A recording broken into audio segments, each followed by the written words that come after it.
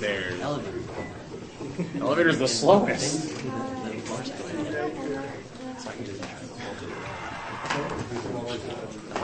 Just sitting there.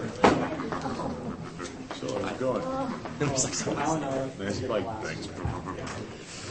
race. Ding dong.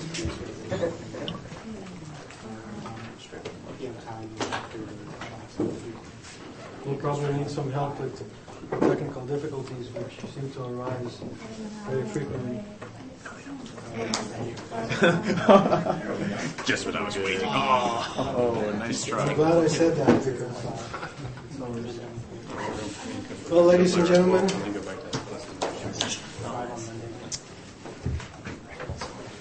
welcome to another colloquium.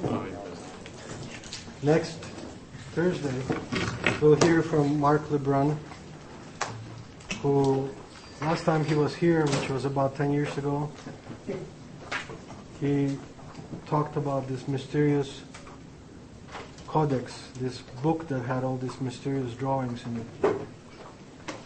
That's next week, and you're welcome to investigate that. Today I have the singular pleasure of introducing you to Mike Duffy, who is a columnist for Sonoma Business, or North Bay Business, right? North Bay Business magazine. And he wrote a spectacular column just a few months ago where he proved that predicting is difficult, especially the future. So let's welcome him.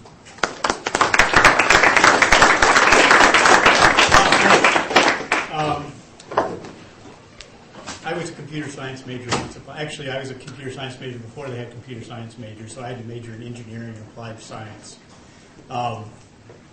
It's a little bit different. I mean, guys kind of look the same as they looked in my years, but there's a lot more women in the class. We had one in my class of, I don't know, probably 20 or so comp sci majors. There was one woman. So that's one of the nice things to see is that the industry has really broadened in terms of gender. Today I'm going to talk to you about looking back and looking forward.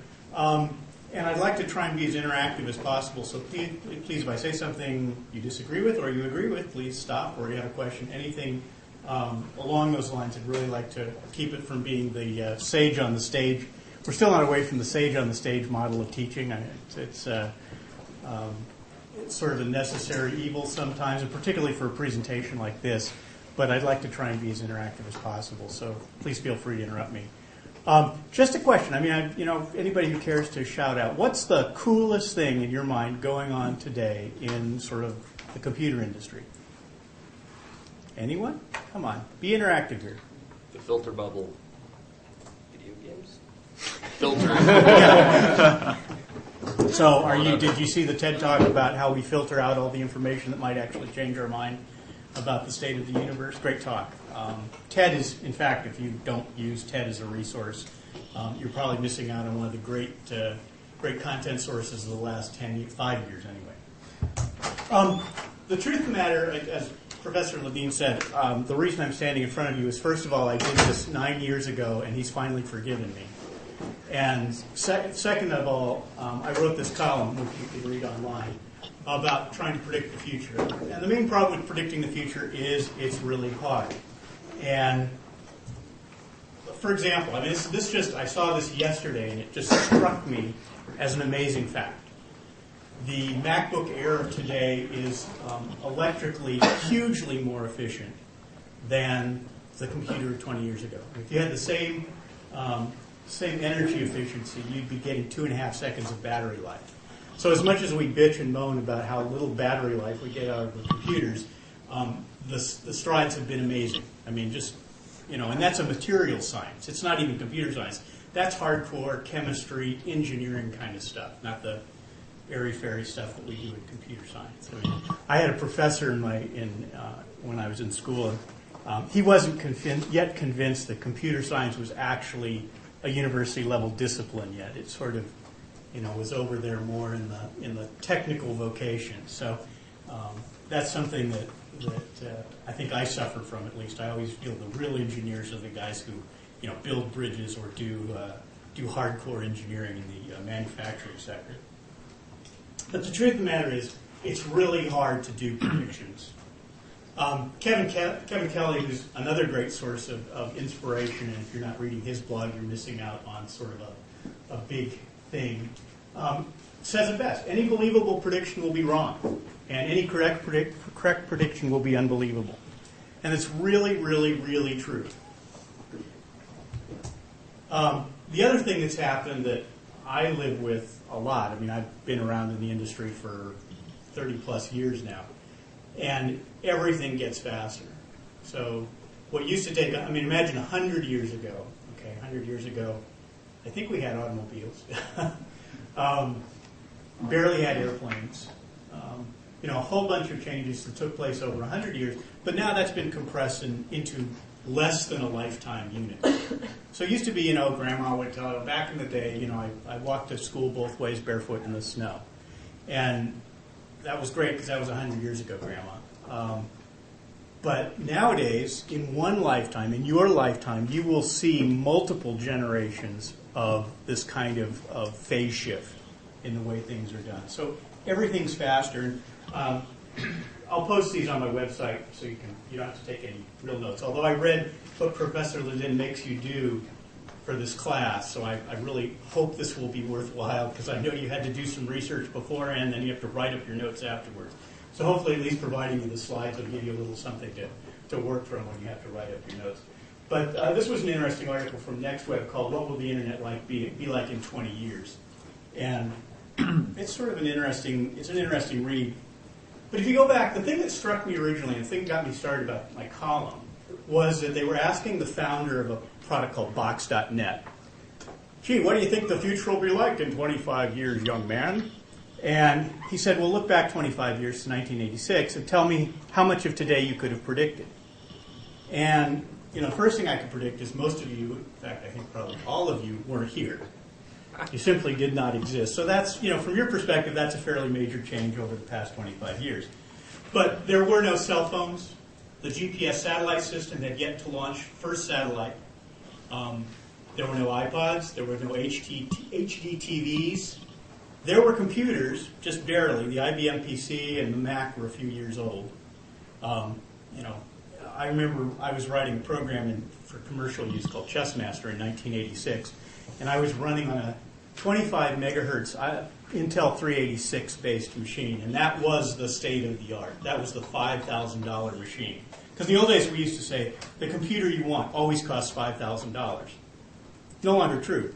Computer you want now probably costs $1,500.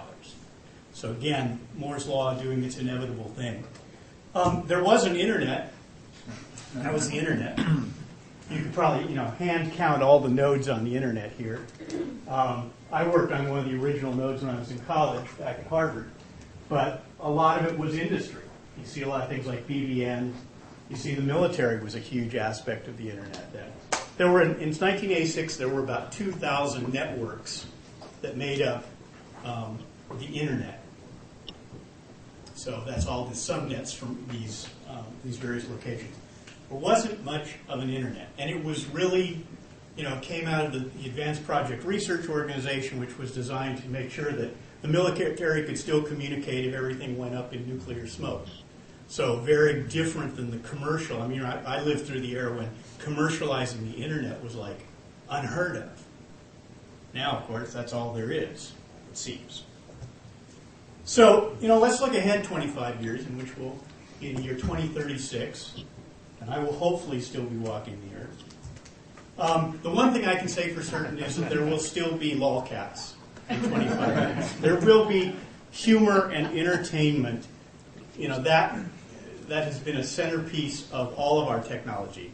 The original VHS tapes. Why were they so popular? Porn, okay, entertainment.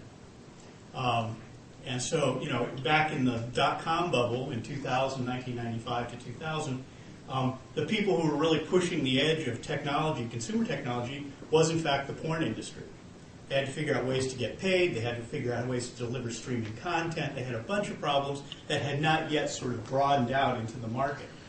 So it's always interesting. And actually now the adult entertainment, let me not call it the porn market, but the adult entertainment market online has really slowed its pace of innovation So that's kind of an interesting bellwether when you're looking at prediction.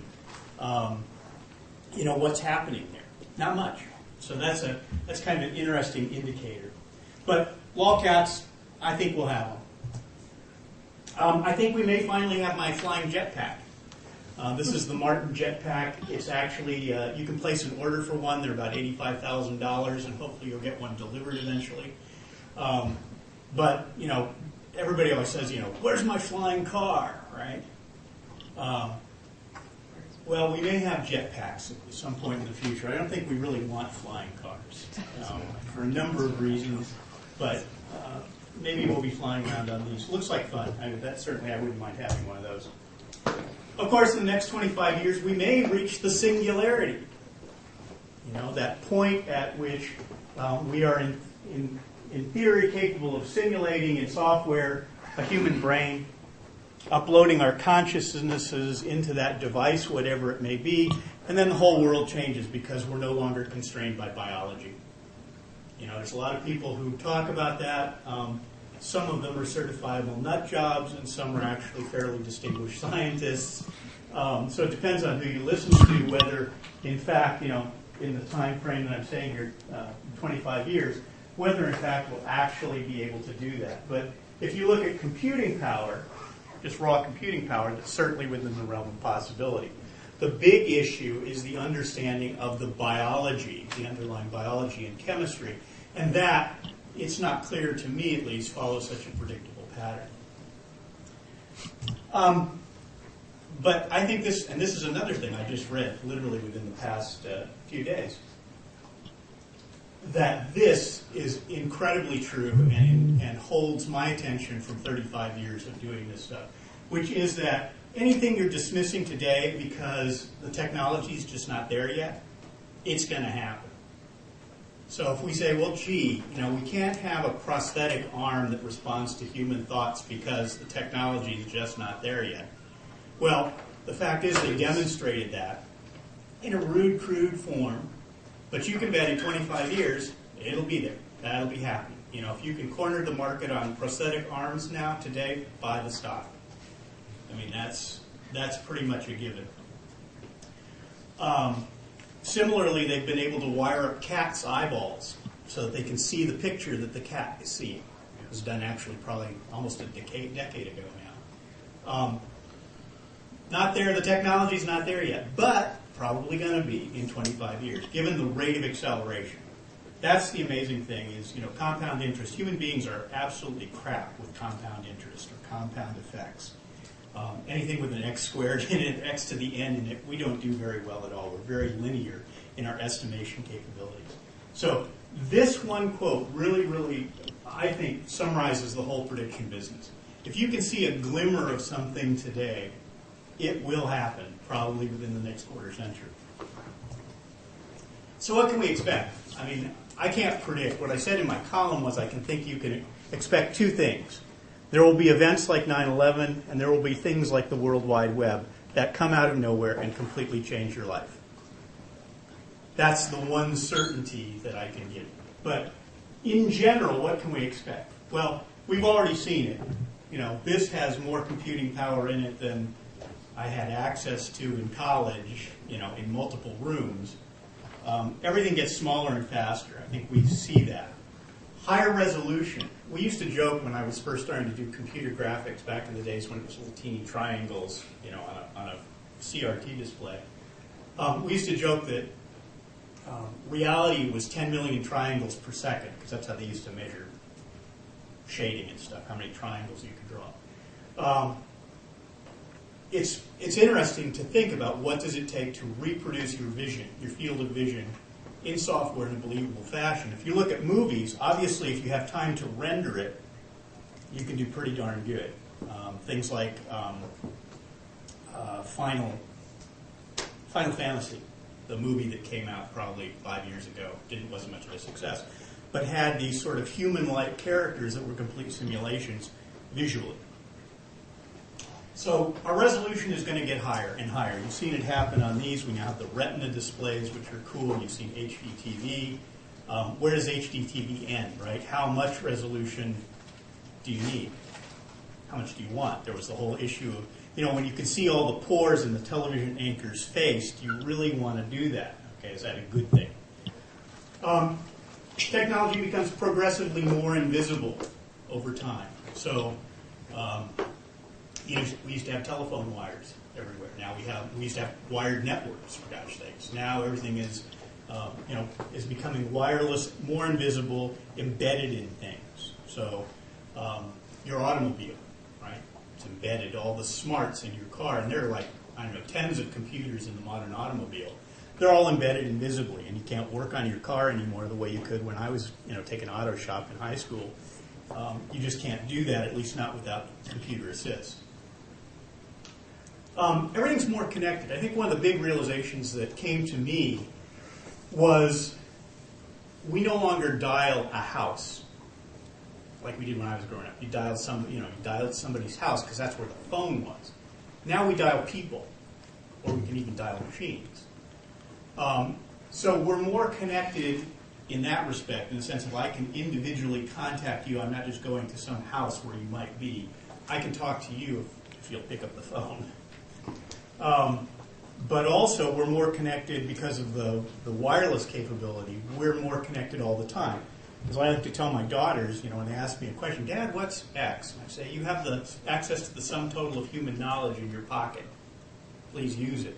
Right? Anytime. You're at dinner, and you want to know, we had what question, my wife and I were at dinner, and there was some dish, and it said it's covered in panko crumbs. And I had no idea what the hell a panko crumb was. So Wikipedia to the rescue.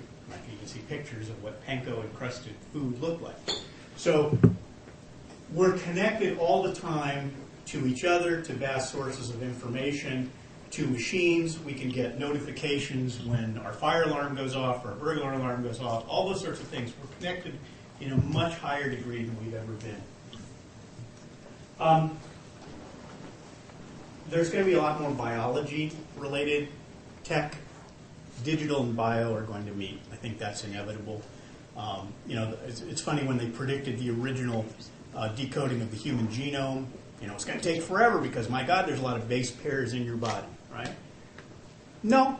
Just threw a bunch of computers at it, figured out some cool things you could do with computers to sequence, did some innovation, and now, they're sequencing lots of things all the time. You can buy the genome sequence for a mouse. So it's that's an area that I think has the most promise. We've kind of conquered the sort of digital computing domain, and I'll talk a little bit about that in a lot of respects. Now we're focusing on, can we cure diseases, chronic like obesity, or specialized like cancer? Okay, can you do things like that if you understand?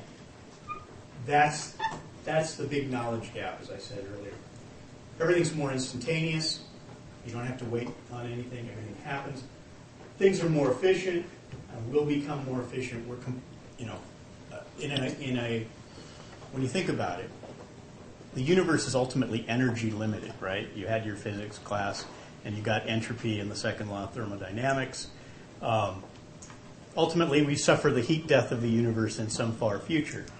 But in the meantime, we will become more and more energy constrained unless we solve the problem altogether and just, have nuclear fusion, or we figure out how to put solar panels all the way around and build a Dyson sphere around the solar system. All these, hey, it's a technological problem. It could happen, right? We could figure out how to float a bunch of solar panels at, 97 billion miles from the sun and just capture all that radiant energy and turn it in and beam it back to the Earth. It's all within the realm of imagination and, could happen. It really could. Maybe not in the next 25 years. Probably because but think of it. If we're all embedded in silicon running on electricity is going to get a lot more important. And I think the last thing is we can expect things will become more human. You're already seeing things like the robots that are being designed as personal care assistants. You're seeing the visual stuff you see in film. The missing link there is sort of the human interaction, the way we interact as humans, being able to simulate that. Back when I was in college, the big news was ELIZA, that sort of chatterbot program that was written at MIT that emulated a Rogerian psychologist. That was pretty crude. But now, I know when I call up for a company to ask for support or whatever it is, I frequently, for the first 10 seconds or so, can't tell if I'm talking to a real person or a voice response system, because they've figured out enough of that they can keep that pretense going for tens of seconds. In the future, that'll probably be more doable, because the amount of computing power you can throw at the problem of making something interact. Remember, a lot of the computing power that has been computing power increases over the past 20 years haven't gone into faster computing. They've gone into more interface. It's all gone into the interface. Moving windows around, it's pretty cool. I mean, in a browser, I just saw it today, I was looking at, somebody has written a DOS emulator in JavaScript. That's a huge amount of compute cycles inside a browser to do that emulation. There's a Linux browser in JavaScript as well. Yeah, an x86, essentially emulating x86 architecture in JavaScript. How many of you have done that already? No, I mean, that's the kind of projects that are coming out of university level comp sci programs when people have too much time on their hands. None of you have that problem. But I think this is the Holy Grail. What do we as humans do? As humans, we create tools that let us do more human stuff. Spend more time goofing off. It's a very natural, entertaining ourselves. What we really want are these assistants to kind of take the everyday, drudge off and let us spend more time talking to people, hanging out, entertaining ourselves, creating stuff. But then you read these future, I've done over the past week or so, I've sort of done some reading about, what's actually going to happen? What do people who think about this a lot think about?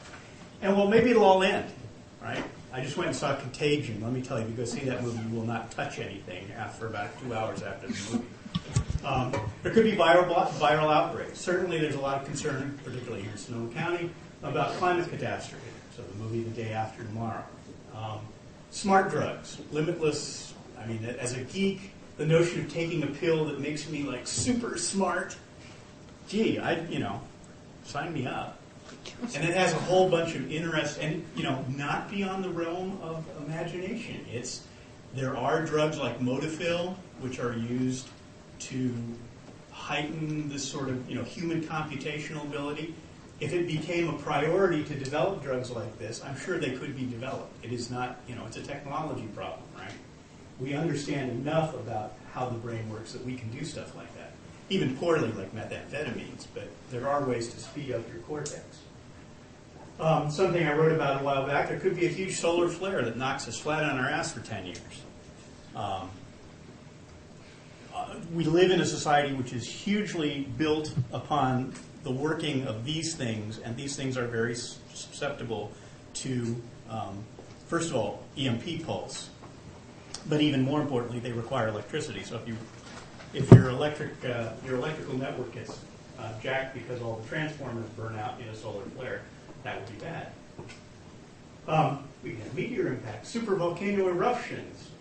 This is one of the cheesiest movies ever, but the Discovery Channel does cheese so well. Highly recommended. Financial collapse, we came close to that a couple months ago. Everybody was worried about what happens. Gold went up. Big Brother, the surveillance society, maybe your every move as it is in Britain is watched all the time. Britain is one of the most surveillance-filled civilizations or cultures on the planet right now.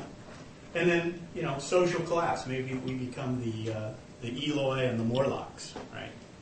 You'll probably be on the good side of that equation. I would expect that computer science grads will be on the Morlock side, not on the get and eat side, the Eloi.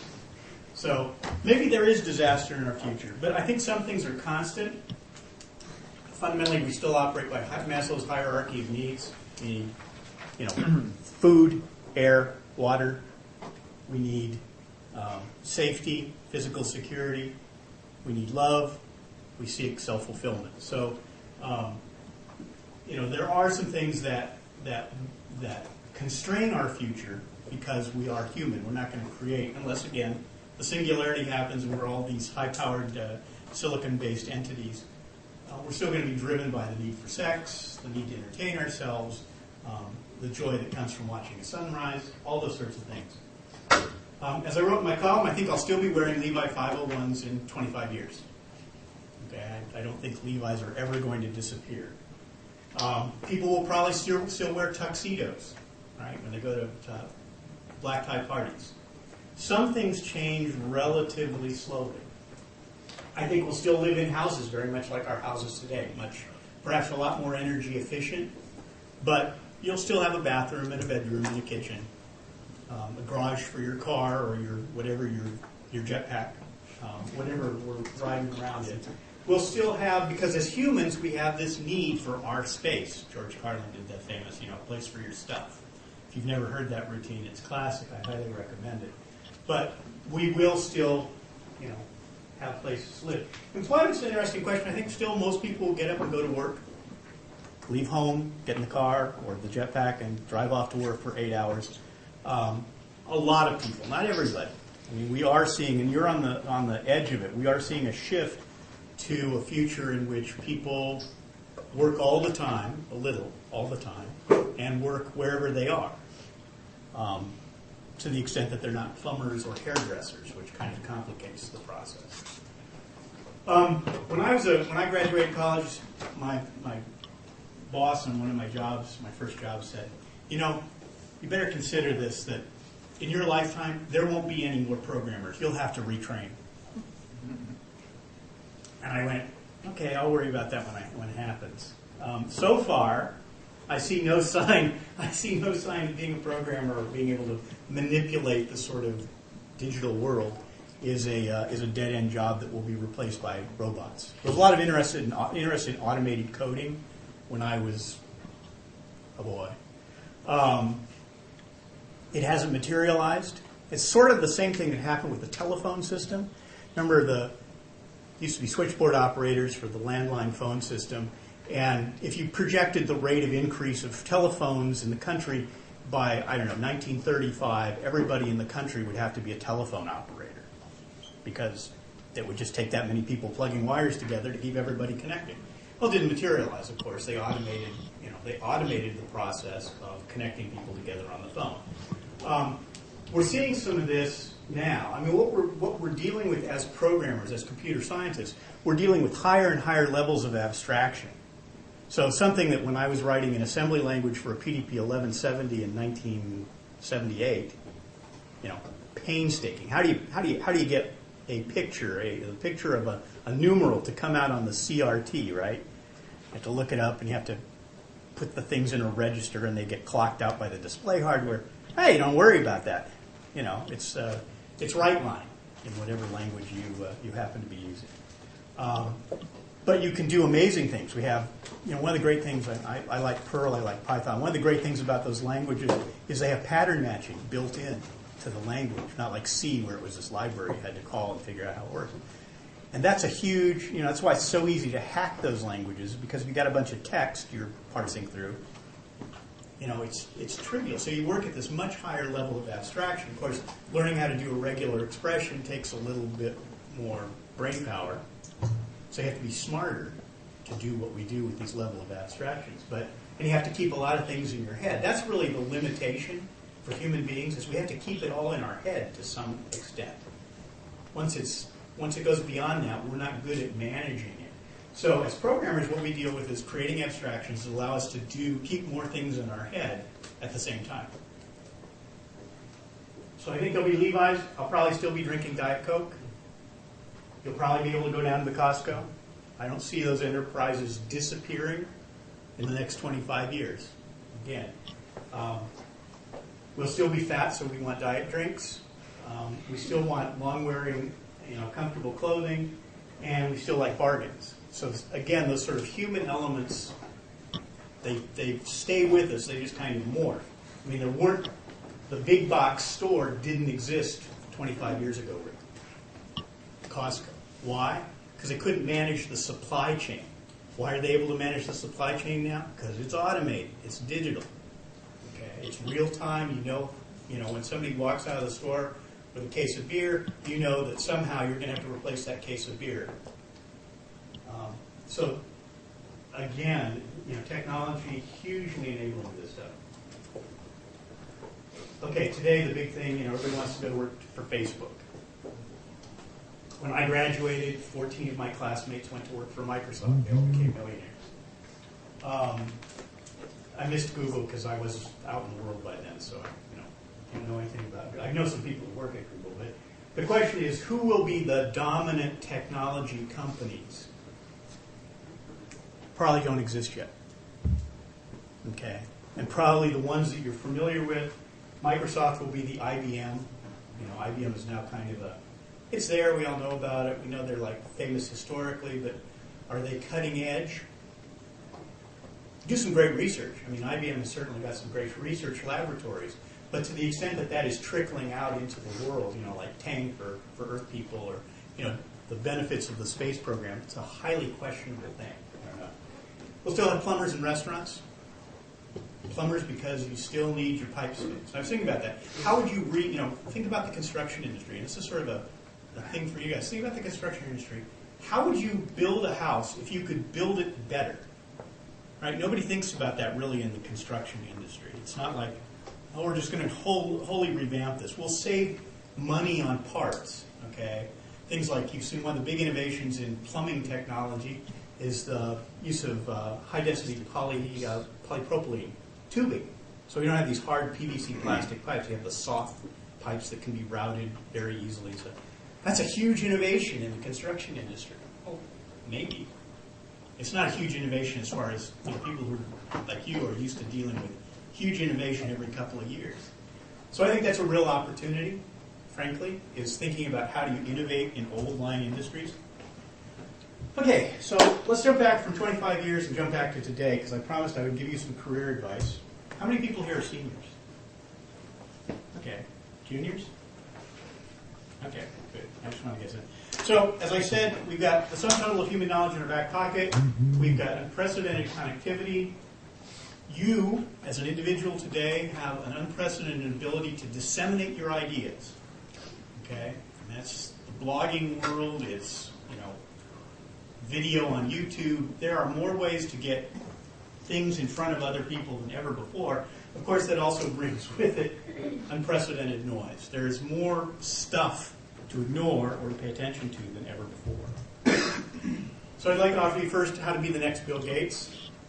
I think one of the next Bill Gates will be the person who figures out controlling obesity. Okay? The guy who invents the pill or the whatever it is, the electrodes in your brain, I don't know what it is, but the guy who figures out, or gal, who figures out how to solve the obesity epidemic in the United States will be the next Bill Gates. I believe you can command any price for a solution which would work for people reliably.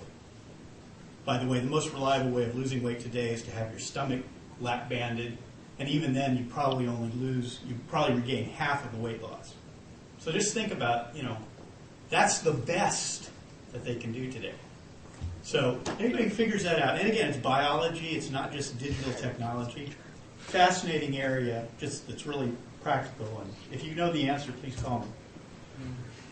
Yahoo's taken a lot of crap because it, got rid of its CEO last week, Carol Bartz. People say, why did Yahoo sort of fall from grace? General consensus was they ignored three main trends. First, mobile. How many people here have written an iPhone app? Good on you guys. Great.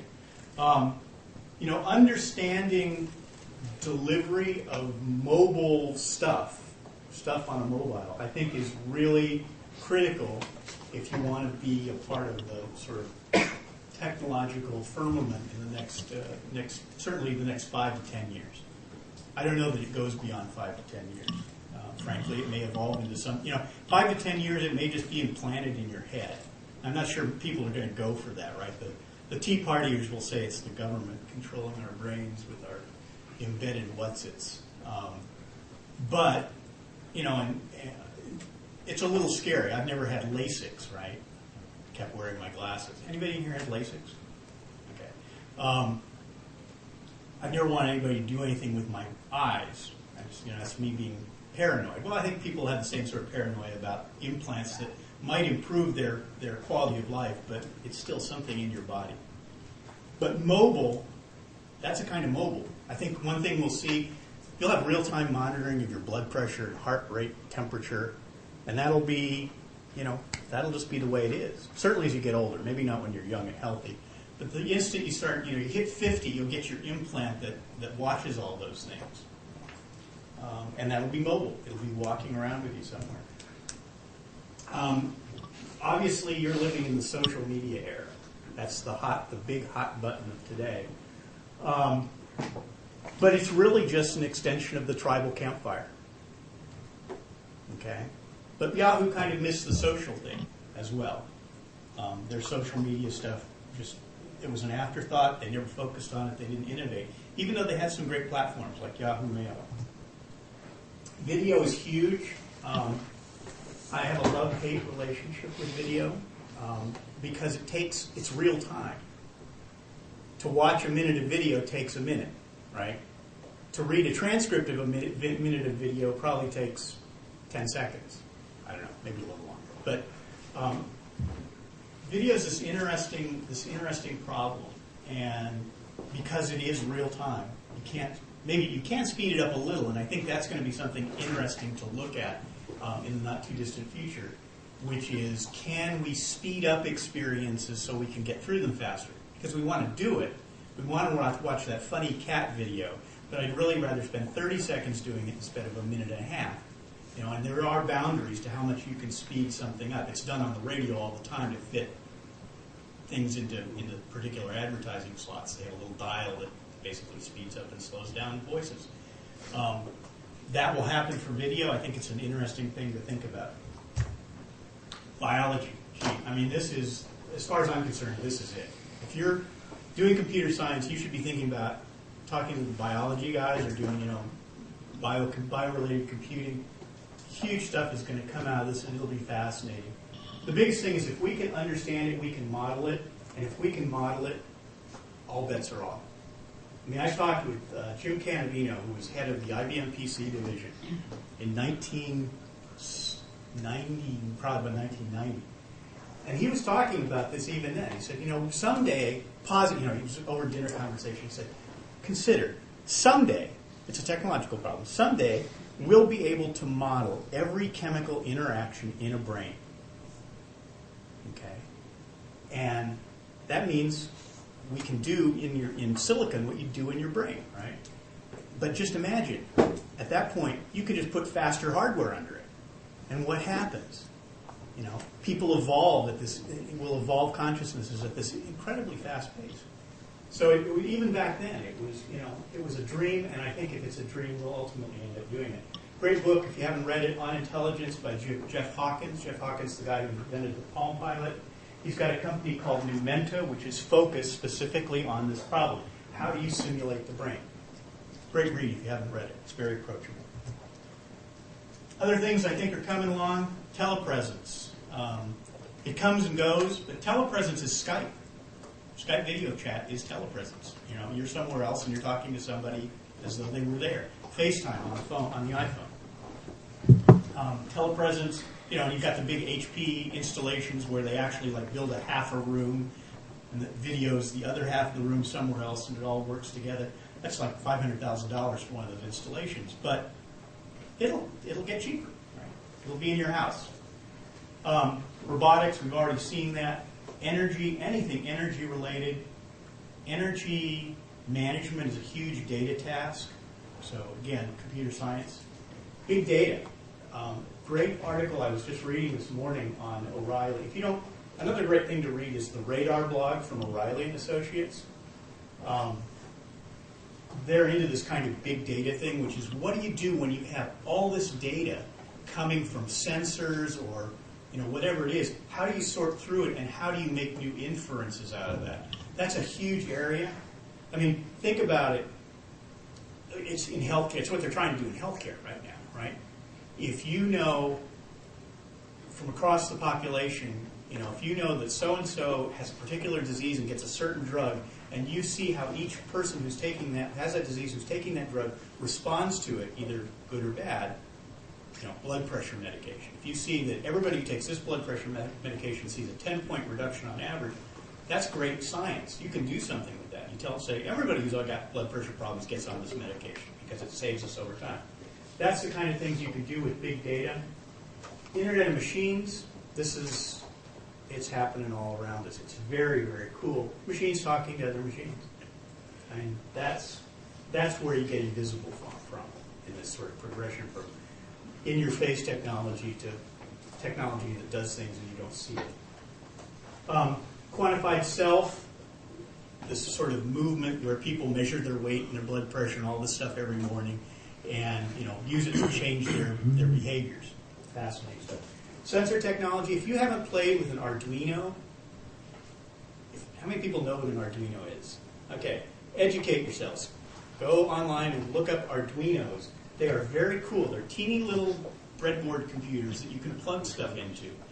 And you don't have to be, they have people who are craft people, sewing type people, who make things using this technology. So you don't have to be a rocket science to use it, and you can do really, really cool things. And it's all based on making sensors available. The sensor, for example, I have a well, right? So I use water from my well. I'd like to know how much well water I'm using. So I'm building a little wireless thing that sits in it's a flow meter. And I could go out and write down the number on a flow meter every day if I really, but I don't want to do that. I'm a technology guy. So I want a flow meter that talks wirelessly to my computer and plots out a graph every day of how much well water I'm using. Right? That's the kind of thing you can do with cool sensor technology. Another thing, if you're a computer science major today and you don't understand Amazon Web Services, you are losing out. Amazon right now is doing the most innovative stuff in utility computing. And utility computing, I guarantee you, is the wave of the future. We will not be configuring servers with Microsoft Windows 2008, Server 2008, or whatever it is. You will buy the time you need on systems. You will build your new businesses on systems like this. When I was in the dot-com bubble, everybody was spending $500,000 to build a server, a super ginormous server.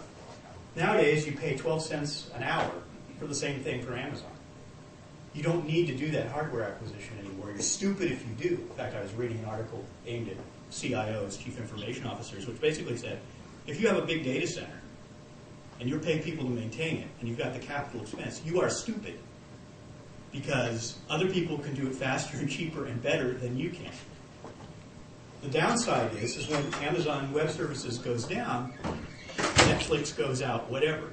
So if you're an engineer, a computer scientist, the big piece of knowledge you need to put into your brain is how do I engineer against failure like that?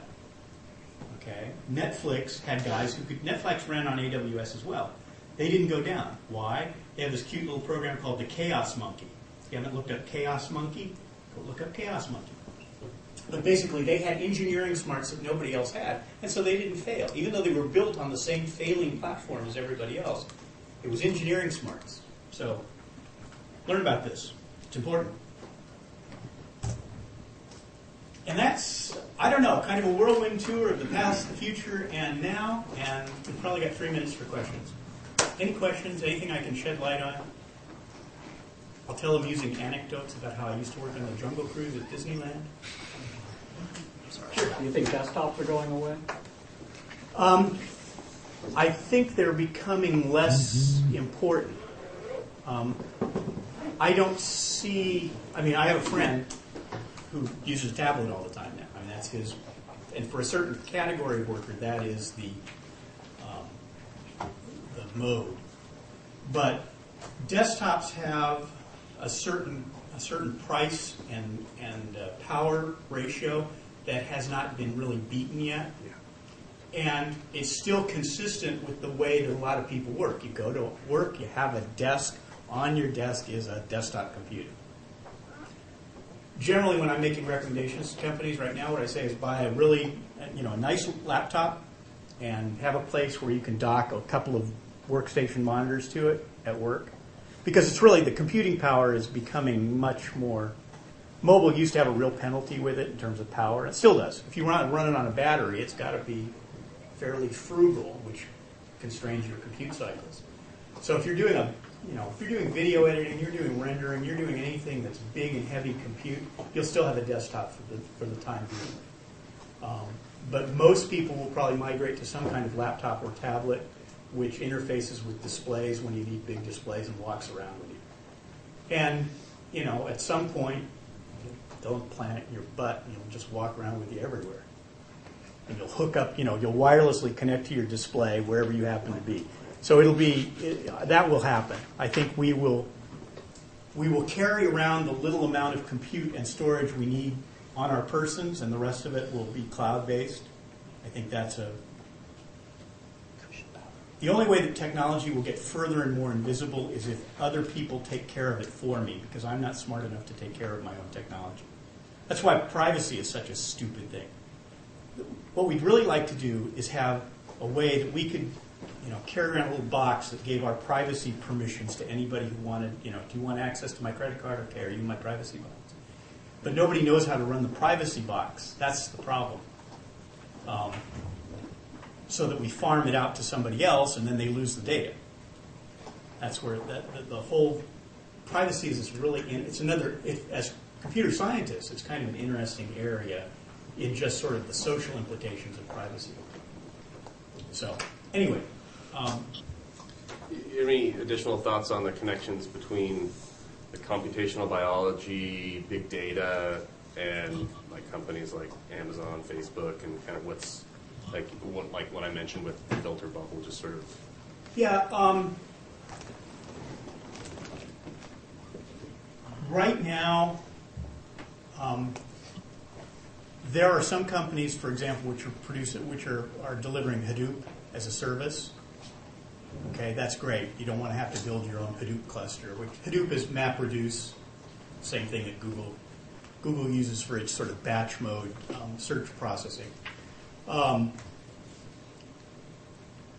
But you have to be a Hadoop expert. I think there will be a market for people who know how to deliver MapReduce-like stuff to the biology community, because the biologists don't want to understand how to do it. They just want again, remember the thing that computer science does really well is we figure out the hard stuff so that other people can use it. I should say that's really more software engineering, that's based on computer science, knowing how to do it. MapReduce is computer science. It's hardcore computer science about parallelism and the problems you encounter with parallelism and synchronization.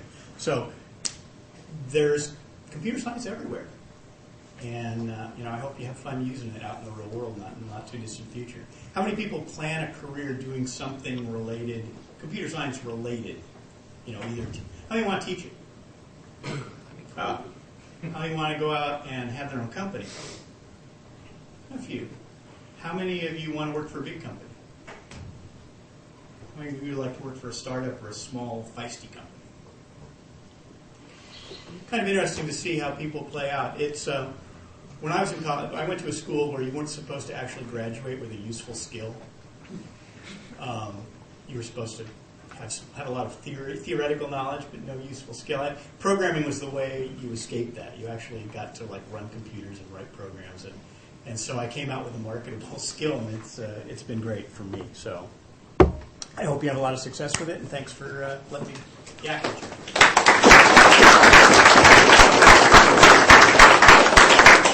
I'm better than the guy from last week. No.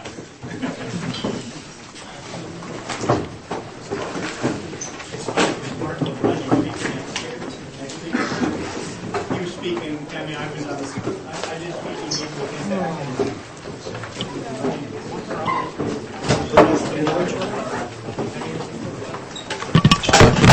You have an email? Yeah, Mike at MikeDuffy.com. I didn't put my last slide in now. There I am. Oh, there we go. If you can remember that, you can find out everything about me. Okay, awesome. And I'll have the slides up. I'll send a copy to Professor, but I'll have it. Okay, thank you then. You're very welcome.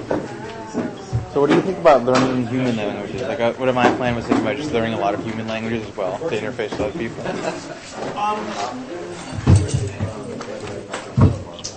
language processing is a whole nother, interesting area. I haven't really, I looked at it a while ago, probably 10 years ago now. Let me get my backpack before it gets Sure, stolen. no problem. I haven't really kept up in that universe. I mean, I know that things like Google Translate. Yeah, they don't work still well. Yeah, they're still. I mean, natural language. Depends on is what still language thing. Well, yeah, true. I mean, I was amazed. I just saw the demo. I didn't really investigate it, but this thing that you could take a picture and it would translate. The Oh, that words one, on the yeah. Picture. That just seemed to me amazing, and so I seemed like I didn't have time to look at it. And I would have liked to have educated myself more about that. But that's a huge, that's the kind of on-demand translation like that, whether it's for a street sign or the ad right there now they're running for Apple where he talks into his phone and holds it up to the other guy. I know we got to go. That to me is amazing, and I don't know if it's just nice advertising or whether it really works. Well, the best is that it's remarkable skill. That's it for right there.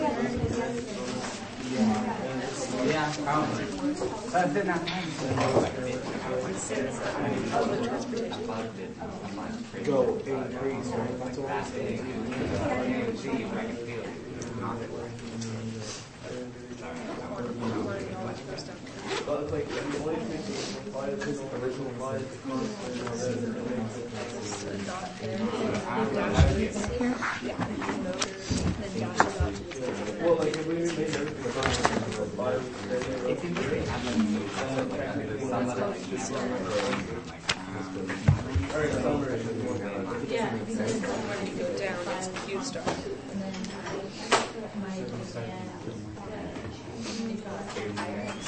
You get one? Looks like short, but it says that the increase in relaxations will cause decrease in transportation. But that's wrong, because when they increase in gasoline, it increases in transportation. So the demand increases. So you just don't. The straight one I got it is straight. Unless you're in your middle point. Same thing? Yeah. Star, Q star. Yeah. And then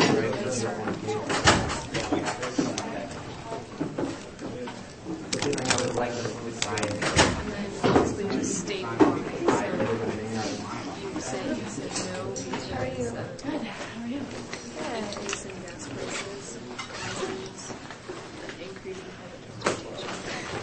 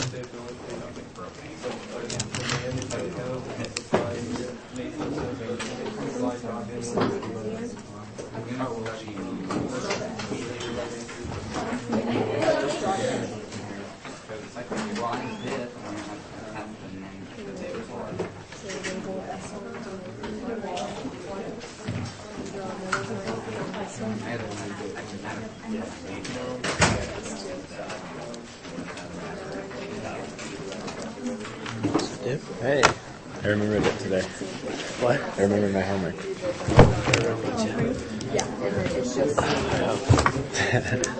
I got here, I'm like, crap. I hope I put it in. I didn't even check. I meant to check before class. Okay. Finally.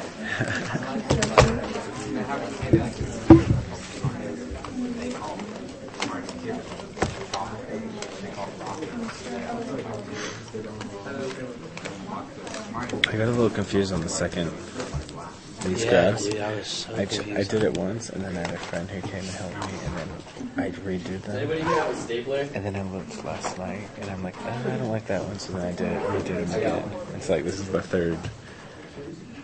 I'll see what I just had my note.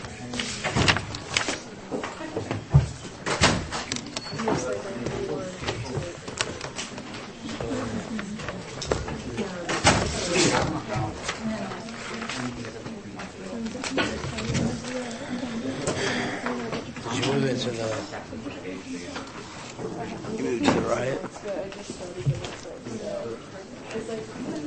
And then we did opposites. Wait, Which one's summer? This one. Yeah, so we have the same. Oh, yeah, this one? Yeah. Okay. I just did that as my first one. Yeah, because in summer it said that... Did we need to do a little? No, I don't know what it said. I said just in case. But I think because summer they said that... they said the price was lower, right? Yeah. No, so that's right. As long as we this one's go right. have that.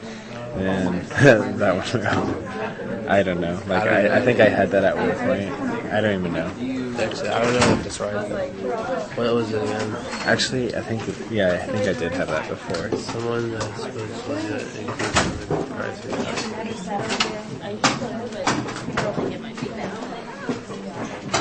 Yeah, I'm not sure. Really?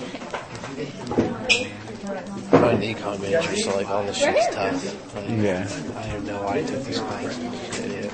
It's a little bit interesting though. I find. It is. Like, Oh, did you print that out too? like just saying before, it's good stuff to know, so that later Yeah. on, when you're actually talking about stuff with people, you can say, look at them and say, "Hey, you're an idiot." What are you thinking? Rather than it being the other way around.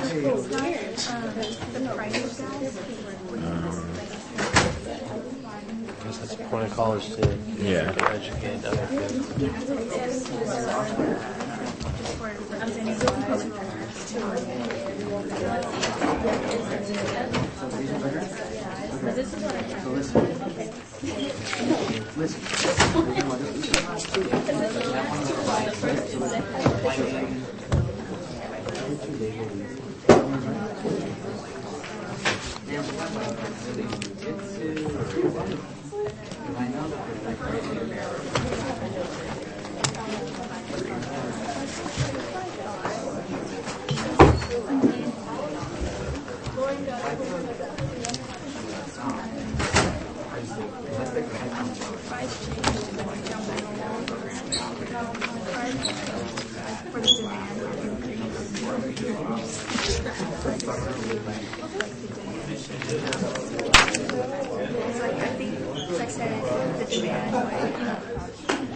Like if people started driving, if gas paid more, people would be more likely to drive more if demand increased.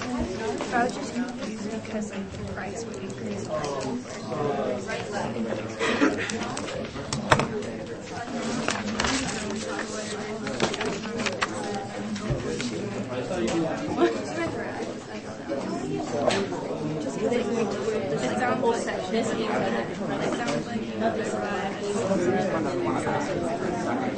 Right?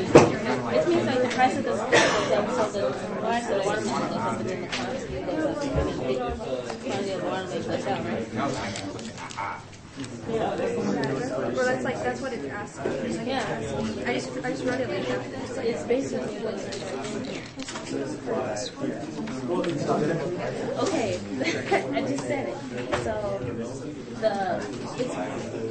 it's trying to be really easy to see. It's just like what she understood and I wrote it down it's basically over time you just go in. I did this version for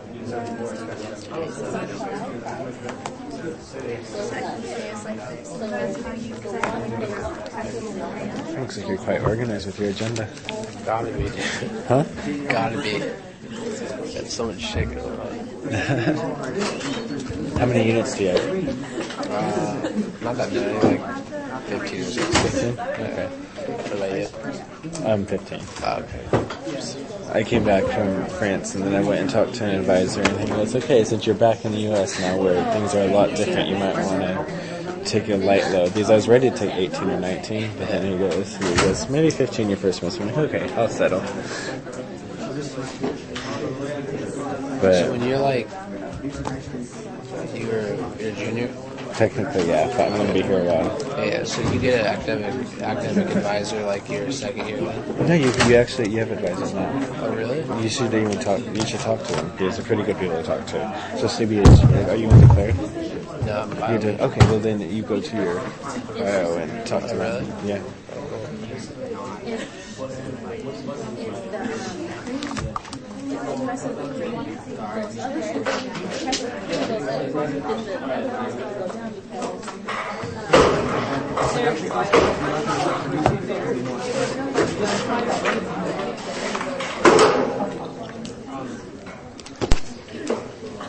And literally my whole life I've never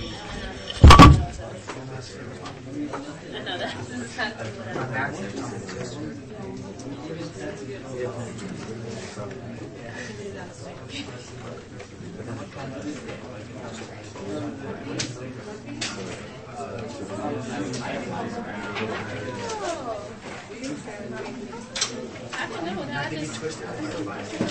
Okay, guys. Good morning. So we're going to start, but I just have one more point I need to cover about the supply and demand model before we move on to the macroeconomic data. So chapter 7. So I'm going to first start by collecting your homework. And I just finished writing your exam, so if you wonder exactly what the exam is going to look like, there's going to be 30 multiple choice and 3 short answers.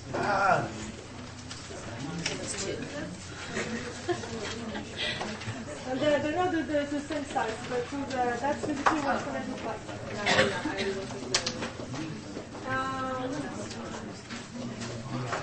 So what you're going to need is you're going to need to bring a small green